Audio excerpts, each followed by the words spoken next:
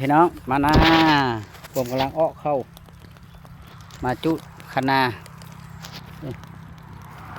เดือนนี้เพิ่นให้จุนาละแต่เดือนวิทยานี่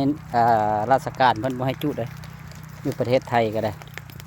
เดือนนี้แหละเพิ่นให้จุเนาะใครอยากจุให้จุนาก็จุได้ต้องปิดเปิดเพิ่นจะให้จุมันจุทุทิพย์ทุเดนบ่ได้เลยเขาจับมา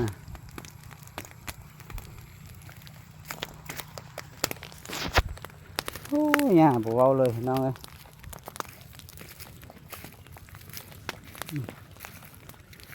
นี่มาจุปลาคันนาอยู่อะไรบ้านแพงหน้าบ้านแพงพี่น้องตรงนี้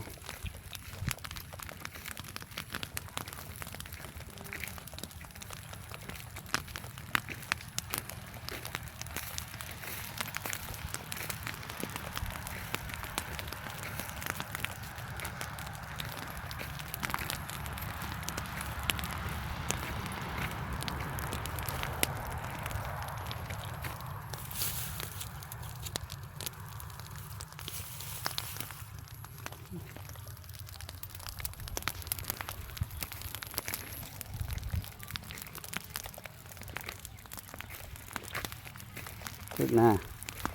ยืมกาแฟกับเจ้ามาไว้ที่กาแฟ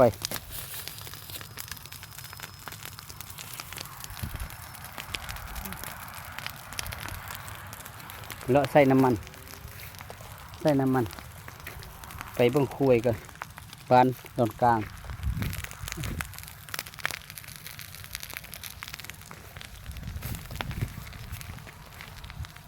จุดเดือนนี้เพิ่นให้จุเดือน5 เดือน 6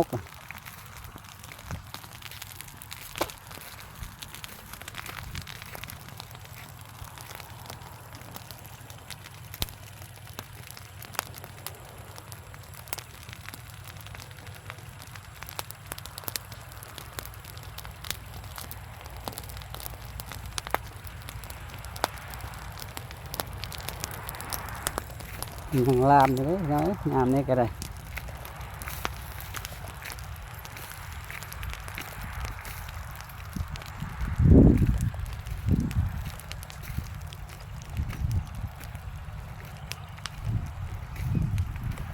ยังลามไป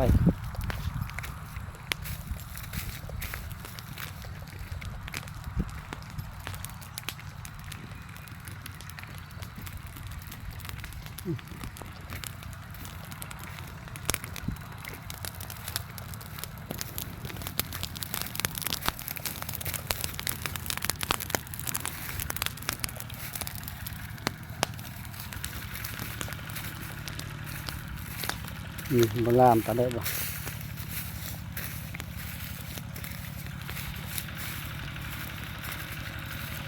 ปลาเลยก็ได้พี่น้องเนาะบลามปลาได้แล้วเจ้ามาจุดหน้า